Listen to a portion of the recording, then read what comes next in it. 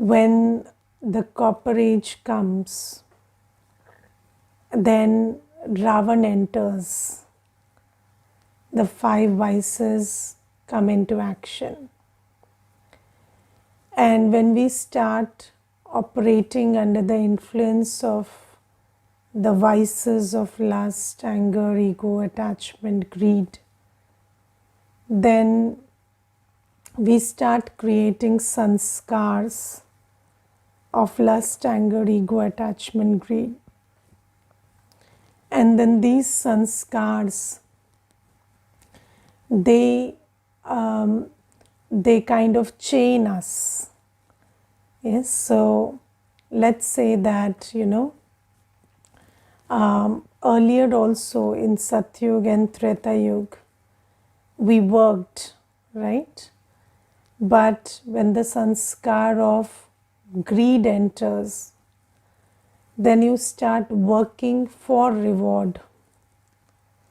Yes, and you see that in the Karam Kshetra, in the field of action, doing karma is a natural quality of the soul. So when the soul is on the Karam Kshetra, on the stage of, of action, then the soul naturally has to do karma. So you have a body, so you eat, drink, give it rest. You have a body, you earn for it, you feed it, cook for it. So all this is quite natural. But then when greed enters, then greed programs us that you go to work, or you get up in the morning, or you do anything, it's for reward. So you do it for what you get out of it. And then we start doing it because we are getting something from it. Now you see that doing something was natural, getting something was also according to the karmic law. So you get as you do. So, but then this programming of greed, it starts, that it magically enters, and then you start thinking that, I do something to get something. And then when you get it, you don't think that, you get it naturally. You think that because I did it, I got it. And then this sanskar we create. And then we carry the burden of this sanskar. Now what is the burden of this sanskar? I did so much and I got very little. Or I am doing so much but I am not getting what I expect. So these are, or I don't want to do anything, or because I don't want anything. So these are the sanskars of greed that we carry. And then why do we call why do we say this, why do we use this expression burden of sanskar? Because of the sanskar, everything that was very light and easy becomes very burdensome. Yes, and then Baba comes and says that, you see, I come and I perform my karma, and I don't even get the Satyugi kingdom in return. So doing karma is a natural, sanskar of the Supreme Soul. So Baba is the benefactor. So Baba does it naturally. So Baba says, my sanskar is your sanskar. Now you understand that you are made in my image, you are my child, and whatever is my sanskar is your sanskar. And you start understanding that doing good karma comes naturally to me. I don't have to do it to get something. And even if I get something, it's according to the law of karma. I don't have to do something to get something. doing good karma is my natural state. And then you see, you become burden free because you're doing something which is natural, and you're not, living in anticipation or expectation that, I did this and I'm waiting how much return I'll get out of it, and then keep calculating whether that return was, equal to what you had expected or not. So Baba says that just free yourself from the burden of all the wasteful sanskars that you have created. Yes, so I gave you one example, one tiny example of greed. Now let's say attachment. So you see that when we come to the copper age, then there is this magical programming that you accept love, care, and you do something for those who belong to you. Correct? So if this is my, my mother, my father, my brother, my sister, my child, only then my spouse, only then will I extend this love, care, and belonging to them. Now you see that love and care and a sense of belonging are the natural sanskar of the soul, are they not? So in Satyug, everybody feels a sense of love and care and belonging from every other soul. And it is not dependent on whether I know you or I don't know you, or I recognize you or I don't recognize you. It's the natural quality of the soul which flows to everyone. But when we come to the copper age, this programming of attachment tells us that, this expression of love and care and belonging or acceptance is very exclusive to this group of people who you call mine. And then we start blocking our love for others and just expressing it for these 4, 5, 10, 20 people. And then you also start calculating in your head how much love and care and acceptance I have to extend to this one, because it is directly proportional to how much blood related I am to them. Yes, or by way of marriage. So apart from the blood relation, there is the by way of marriage or by way of friendship. So whatever we have calculated in the world that this relationship deserves this much. And then we carry the burden of that. Why? Because we have to do so much of calculation of how much to love and how much to withdraw. And then second thing is, we block our love for most of the others, and because of that also there is a burden of that lack of love we have for ourselves. And then Baba comes and Baba says, see, I am the ocean of love and I am your parent, and you are also the master ocean of love.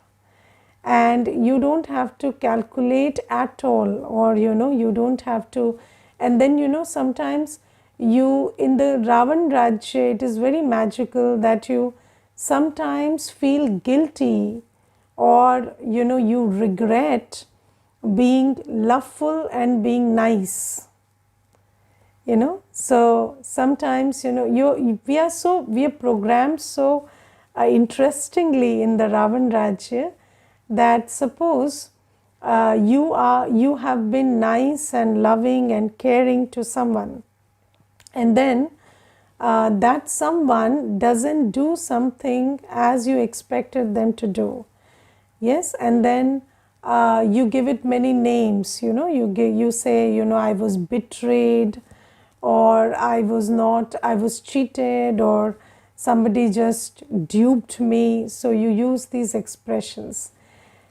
But the fact is, and then when you come to that place where you interpret that event as somebody betraying you or somebody duping you, then you regret that act of love that you showed.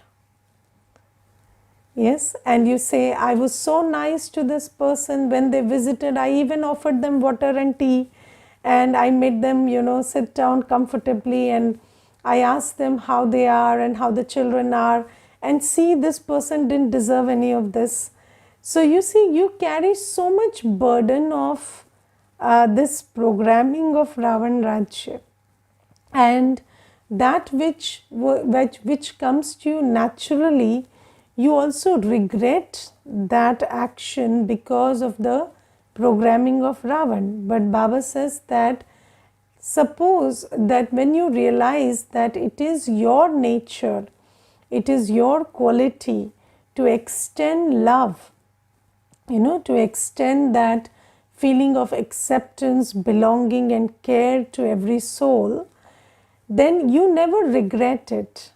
Does Baba ever regret those children who leave Baba and go away? Does Baba say, oh, I wasted so much time, 10 years on this fellow and then he left? So Baba never says, I wasted my time, or Baba never says, I was betrayed. I was betrayed by so many from the beginning. I think, if Baba operated like us, he would have a very heavy heart, because children are doing all the time, children are doing everything according to their journey and not according to Baba's teachings. But Baba never says that I was duped and betrayed, and this person, when he came, he said, oh Baba, I found you, I'll never leave you, and now he has left. So I feel very cheated and betrayed. Baba never uses this language. So Baba says, you carry all this burden of, I did this, I have invested, and when you give somebody your time, your attention, your energy, then you look at it like an investment on which you have to get a return. Whereas, the truth is you are the child of the ocean of love, and it is your quality, it is your natural quality to be loveful. So that love is not an investment on which you wait and seek return. So that love is something that comes naturally to you. And if you just, when Baba comes, we understand how Baba operates, and we start aligning ourselves with Baba's Sanskars. And when we start doing that, then all this burden that is created because of our vicious Sanskars, that goes away. But how will that go away? First, we have to reprogram ourselves that the sanskars of Ravan that I was carrying is not my sanskar. Because, in the world, how we define ourselves is, I have this feeling of being insulted, or I feel cheated, feel betrayed, I feel hurt. So, you define yourself like that. I get very attached and then I feel hurt. So, you always say that this is my sanskar. But until and unless you don't disown that sanskar, until and unless you start speaking this language to yourself, that is not my sanskar, that is the past, and my sanskar is to extend love and care to everybody, just like Baba does. So when you pull off, you pull out your ownership, or this sense of, this is my sanskar, from all the old sanskars that we carry, because, we are always attaching this sense of this is my sanskar with every sanskar that we are carrying from the Ravan Rajya. So let's say, I say that my sanskar is I cannot get up early. So, people say that, I have seen great, people who are held in very high esteem in the world. I have heard those people also say that, for me, sleeping late and getting up late is what works. So, they say that this is very unique to me, that I sleep late and I get up late. But Baba says it's not like that. You have created that sanskar in Ravan Rajya, and then you have held yourself so closely to it. You say, this works for me, or this is my sanskar, that you start operating with it. And because that is not an accurate sanskar, that is not in alignment with your natural qualities, that is why you keep creating some karmic burden because of it. Because whenever you are away from your natural qualities, you are creating karmic burden because of your sanskars. And Baba says that your natural quality, your natural sanskar is to sleep at the right time, at 10, das to bas, and then get up at Amrit Vela and remember Baba.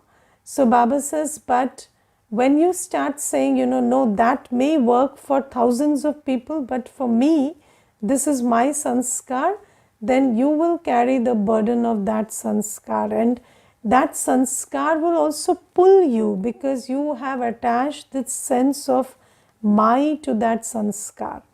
Or, if you say that, I get offended very easily, so I get offended. I don't, certain words or the way people talk, it offends me. Then that is the burden of your sanskar that you carry. If you attach this sense of, this is my sanskar, then the pain, the sorrow, the karmic burden that comes from that sanskar, because it is not a natural quality of the soul to feel offended. But when you say, it is my sanskar to feel offended, maybe 100 people don't, but I feel it. So if you keep telling yourself again and again and again that, this is my sanskar, then all the pain and sorrow that sanskar brings, or all the feelings of discomfort that the sanskar brings, or the karmic burden that the sanskar brings with itself, will stay with you. And Baba says, if you want to shed off that burden, then start speaking this language to yourself first, that this is not my sanskar, that this is Ravan's sanskar, and my sanskar is Baba's sanskar. And Baba never gets offended. Yes, you see, the whole world said that Baba is sarvavyapi, or Baba is in, Baba is in the dirtiest places.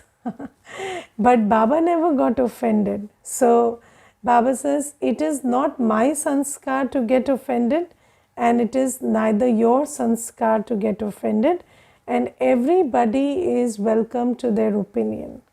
So Baba says that just train yourself, practice enough that my sanskar is what is Baba's sanskar, and everything that I had called my sanskar is actually Ravan's property, and I detach from it by stopping the use of the language, this is my sanskar.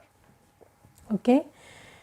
And you see, there is another big sanskar. So we know the sanskar of lust, anger, ego, attachment, greed, fear, laziness, all these sanskars we know. But, or, jealousy, or, comparison, criticism. These are not Baba's sanskars, and these are not our sanskars, but we have created these, and then we are carrying the burden of all of that. Now there is another big sanskar, or the root sanskar from which a lot of sanskars emerge. That is the sanskar of I like this and I don't like this. We have this big sanskar of I like this, I dislike this. But that is not Baba's sanskar. Yes?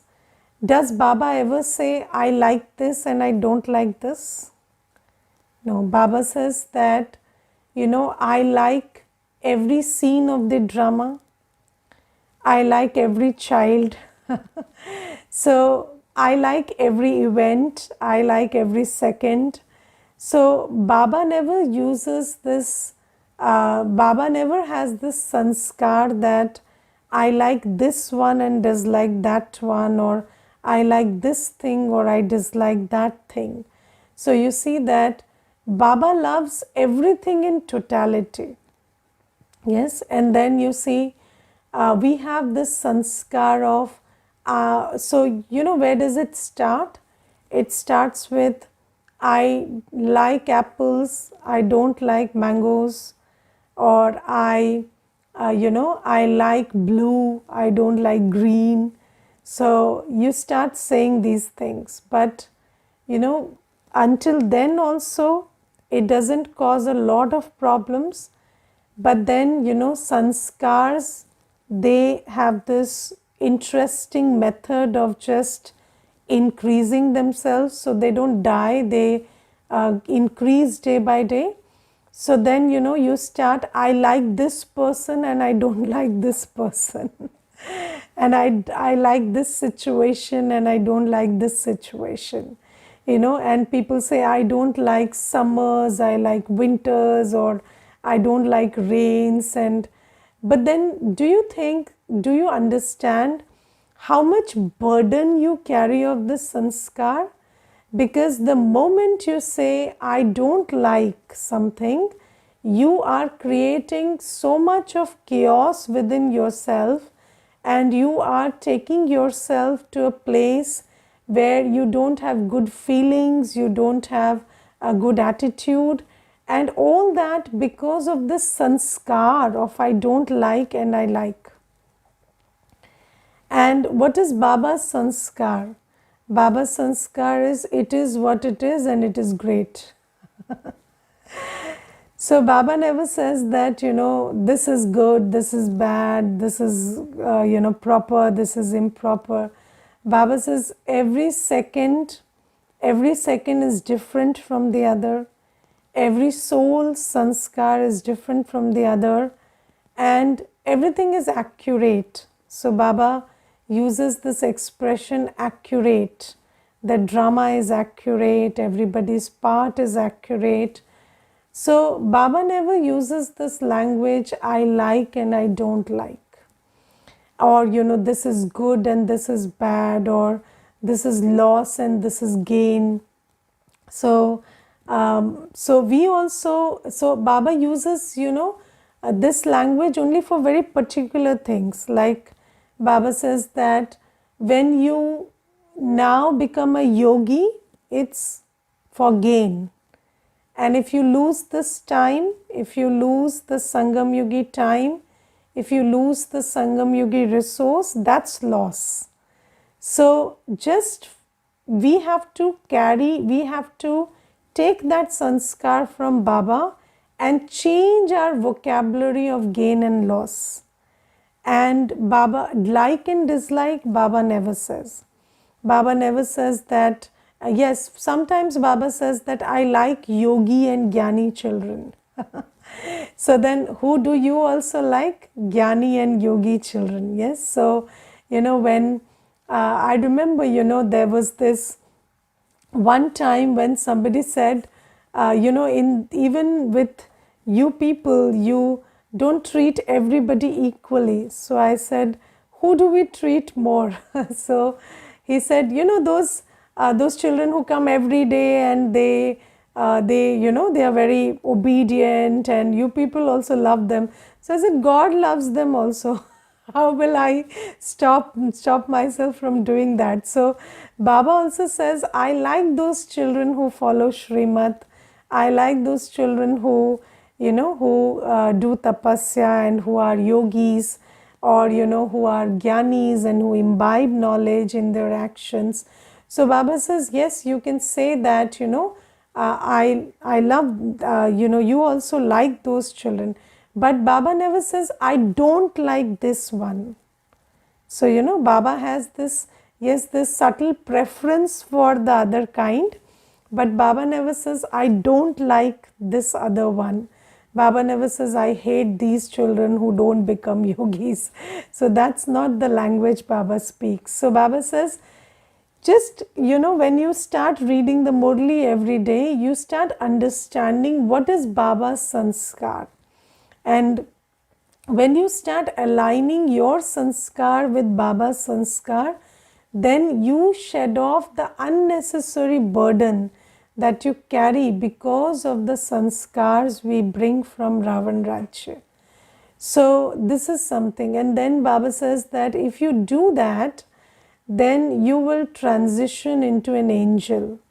And an angel is very free from the burden of these old sanskars. So an angel is not pulled by an attractive body, or an angel is not pulled by, this my relatives, my work, or an angel is not pulled by anything that triggers the ego.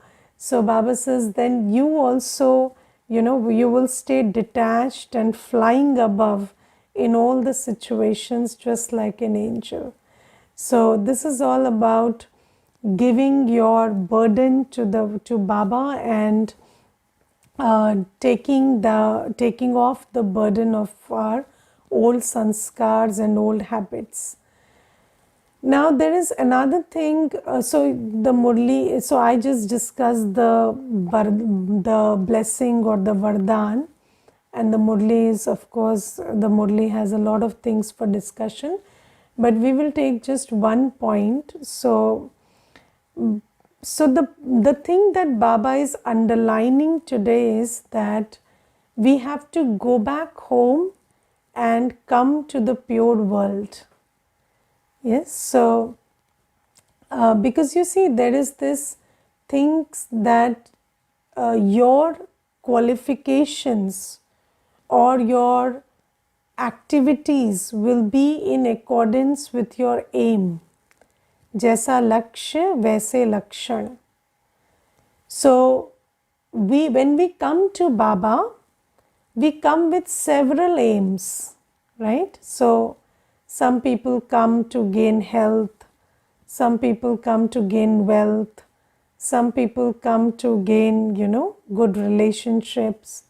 So our relationship with God in the world has always been that of a beggar and a giver. And we come begging for something or the other to Baba. But when we come to Baba, Baba says that now you have to aim to be the instrument of giving the gift of a new world to all the souls. Yes, and Baba says that in this one birth, you have to have the aim that you want to create the sanskars and the world that will bring about the deity kingdom. So Baba says that your aim is to be Lakshmi Narayan. You are not here for any limited aim. And are you in alignment with this, all of you, that we are here to change from humans to deities, or still you have some limited aims for coming to Baba? So if you are not in alignment, then please be in alignment, because without that, this journey makes no sense. Reading the Murli and everything has to be done with that aim. Now Baba says your aim is to, so it is time to go back home, and it is time to go to the new world. and I have given you the knowledge of the drama, whether you like it, not like it, want it, no, don't want it. It is time to go back, and it is time for the new world to come. And if you make the right effort that I am teaching you, then you will go back without punishment. But even if you don't make the effort, go back you will anyway. So Baba says, chahe pyar se, chahe maar se, you have to go. So that is there. And then second thing is, if you make the right effort, you will get a good position in Satyug. If not, you will again come back when the world is sorrowful. But then come back also you have to. You cannot choose whether to come back. You have to go and you have to come back. But if you want to choose to come to a place of happiness, not when the world has descended into a sorrowful world, then make effort, right? And what is the effort? So Baba says, now you have to make the effort to become pure, right? And how do you become pure? So there is this beautiful law that the soul becomes impure by acting under the influence of vices. So how do you become impure? So the soul was pure when the soul came to the stage. And how did it become impure? When the vices entered and you started doing karma according to the dictates of the vices, or you started doing karma motivated by the vices, then those very karma, they started getting you caught up in karmic bondage. Correct? Now Baba says, how do you finish that karmic bondage, or how do you go back to purity? So not by not doing anything, because not doing anything is not a choice in this Karam Kshetra. Yes, can you not do anything? No, that's not possible. Not doing anything is also doing not doing anything, right? So Baba says that now what you do is, instead of doing karma motivated by vices, you start doing karma motivated by my directions. And that will relieve you of the karmic bondage, and that will make you pure. And what are Baba's directions? So some of the directions that Baba gives today, I will just repeat it for you. First direction is, be a trustee in the household. So have this attitude that I am a trustee, and although I live in the household, I take care of everything. Nothing is mine. I take from Baba and I take care of everything like a trustee. Second direction is, don't have love for anyone and anything in the world. Have love for only the loveliest Baba. And what is the sign of love? Remembrance. So Baba says, you live in the world, you serve those who you live with, but have love or have remembrance of only one, Baba. This is the method to be pure. Third thing Baba says is, I don't stop you from spending where you need to spend. So, food, water, clothes, education, you have to spend. But don't have any wasteful expenditure. Because whenever there is wasteful expenditure, that expenditure ties you in karmic bondage. Okay? And then Baba says that use your money to create this hospital cum school. Baba's centers are hospitals cum schools, because in Baba's centers, we learn knowledge and yoga. And Baba says, knowledge is for wealth, knowledge is the source of income, and yoga or meditation or Raj Yoga is for health. So it gives you health for 21 births. You have no disease, no untimely death if you burn your sins in Baba's remembrance in this one birth. So Baba says, contribute your wealth in creation of these and sustenance of these centers where health and wealth is given. And when you donate health and wealth, so you will get health and wealth for yourself for 21 births. So that is also, freeing you from old karmic bondage and taking you to new karma. So Baba says, do all these things and this will remove you from this position where you are heavily into karmic bondage and take you to a karmatit stage, which is pure and free from karmic burden. And if you have this aim of going back home and coming back to your kingdom, this is what you need to do. Okay, Om Shanti.